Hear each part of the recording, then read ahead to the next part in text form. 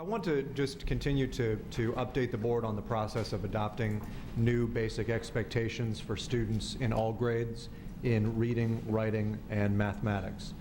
As you know, because our students often lag students across the country with whom they will have to compete for jobs in the future, this board determined 3 years ago to raise basic expectations in reading, writing, and math to be on a level playing field with students from across the country.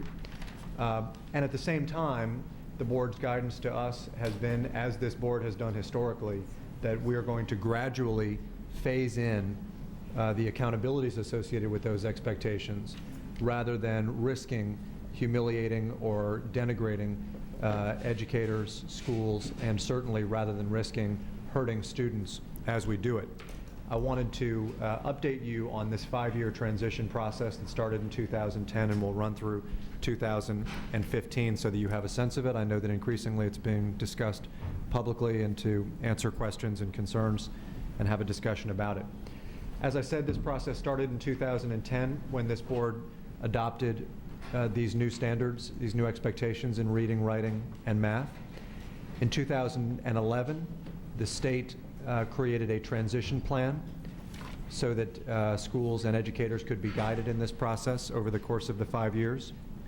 In 2012, in this specific board's first term, you began passing policy to guide us through this transition, including an accountability system that would ensure that schools are kept stable and on a level playing field so that they're not unfairly punished as we raise the bar. Members, this year's letter grades have not yet been released, but the list of F-rated schools has been released, and the list of F-rated schools is down, which I think is a good thing. There were concerns, I know, from some expressed during the legislative session.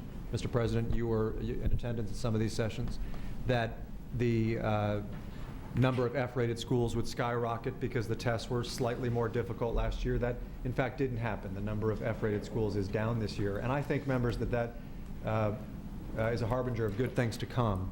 I think we will see actually an increase in the overall performance of schools on scores this year, which should happen. We saw an increase in graduation rates. We saw an increase in ACT. We saw an increase in the literacy rates of students this year as well. So we should see an increase.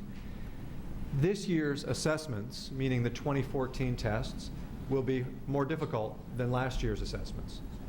And we have been working with educators, including 2,000 teacher leaders, at a minimum 1 per school, with superintendents, and the majority of superintendents have attended collaborative meetings.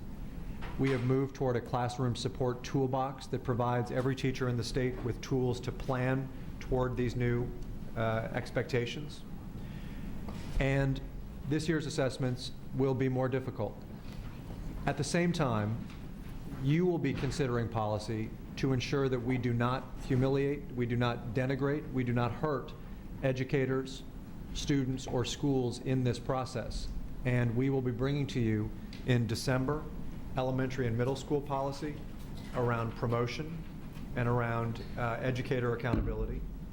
And then in January, policy around graduation requirements and around educator accountability, where we will be asking you to ensure that we keep schools on a level playing field, we keep them stable, we honor them for their past work, we don't denigrate or try to humiliate schools in the process, and instead we try to keep schools relatively constant as we go through this transition process. That means not lowering for reasons of punishment school letter grades. It means not being overly harsh on teacher evaluation. And it means not hurting kids in the promotion process just because they used to have been taught to a lower standard. And those will be the policies that we'll be asking you to consider in December and in January. In the 2014-15 school year, as you know, our assessments of literacy, meaning reading and writing, and math will be the same assessments that states around the country will take. And we'll have, I think, an incredible opportunity not just to be able to look at the ACT, but to be able to look all the way down to 3rd grade to see how our kids are stacking up. Our educators will have an incredible opportunity to see very detailed reports about the skills that we're teaching in Louisiana as opposed to the skills that are being taught in Minnesota or the skills that are being taught in Arizona or anywhere else in America, so that we as a board can ongoing adjust our policy to make sure that over time we gradually raise our standards so that ultimately our kids truly will be on a level playing field. And members, I would just leave you with this idea. I don't think those ideas are in conflict with one another. That on one hand you can raise the bar for kids, and on the other hand you as a board can continue to gradually raise the bar. Not an immediate raising of the bar that drops kids and teachers off a cliff, but instead a gradual raising of the bar. Louisiana is known nationally as a leader in accountability at the school level, at the educator level, and at the student level. That has been because we've ensured the faith of people in our state that when we take that approach of having high standards, we don't do it in a way that humiliates or denigrates the hardworking educators, certainly the kids, as well as our school superintendents and school leaders. I'm going to ask you to continue to take that approach so that we maintain our status as leaders and so that we do the right thing for our kids in this moment of great opportunity. I want to thank you, Mr. President, for the opportunity to present this report, and I'm happy to take questions or comments from the board. I'm here to recognize them for the great achievement that they have accomplished throughout the 2 years that I've been on as a board member. And I wrote a speech because I really want you guys to know how grateful I am for your hard work and dedication towards our students. It's with great gratitude and honor to recognize East Baton Rouge Parish School District on their accomplishments for the 2012-2013 school year. As one of the BESE representatives of EBR School District, I'm proud to say that I represent you, your district.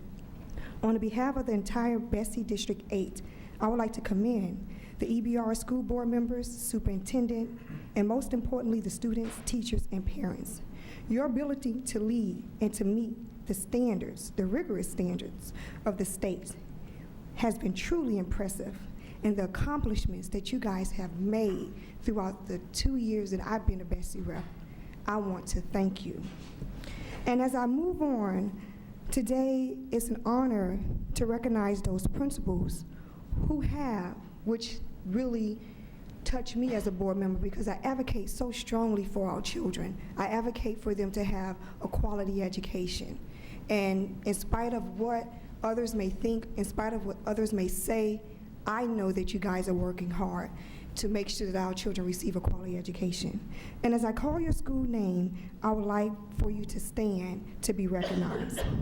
There were 12 schools that increased performance scores and that are now currently out of AUS status, meaning these schools were deemed academically unacceptable.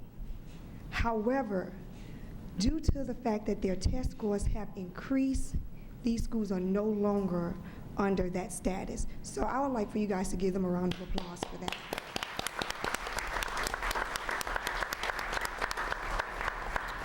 And the 12 schools are 2 high schools. Please stand if you're here. Bel Air High School, Glen Oaks High School.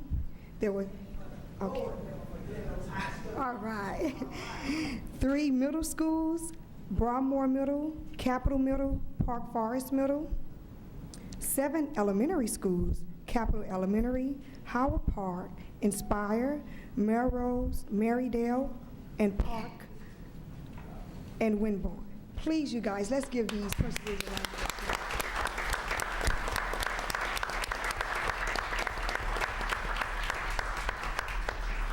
Now I'd like to recognize Superintendent Bernard Taylor.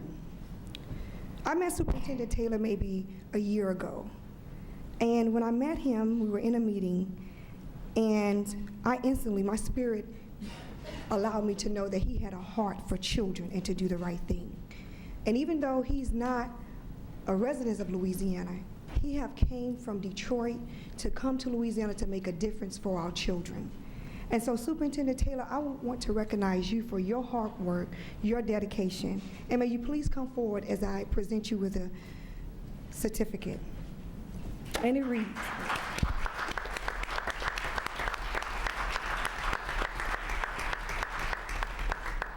Certificate of Achievement to Dr. Bernard Taylor, Superintendent of EBR School Board. I recognize you for providing leadership that enables EBR to rank 3rd of the 10 districts in the state that have increased the number of college-eligible students, as well as 12 schools from being academically unacceptable status in 2011 to 2012 school year to academically acceptable status for 2012-2013 school year. I present you with this token of appreciation.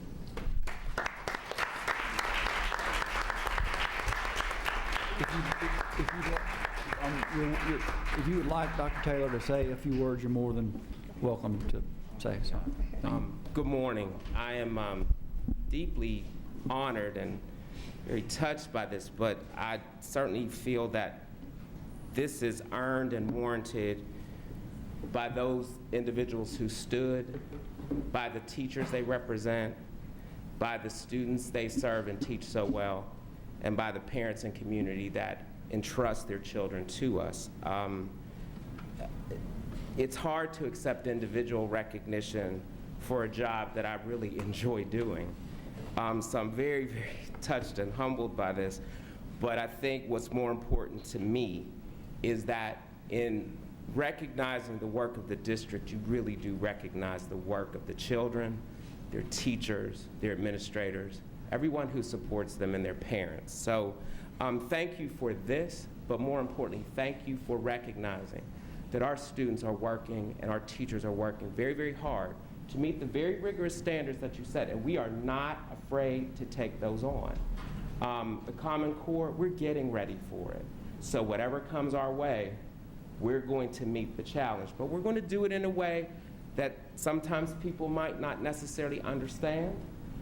But know this, East Baton Rouge Parish is serious about providing a quality education for every student who we have the privilege to serve.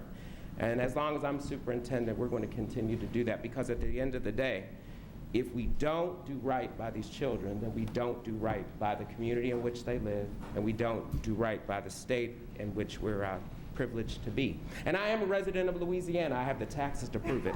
So it's a pleasure for me to be here, and I am grateful to Representative Hill, who on the first day of school was bright and early with me at Glen Oaks High School, so we had a great morning. And thank you all for the privilege to be here. President Rouge, Superintendent White, board members, thank you for this recognition of our district.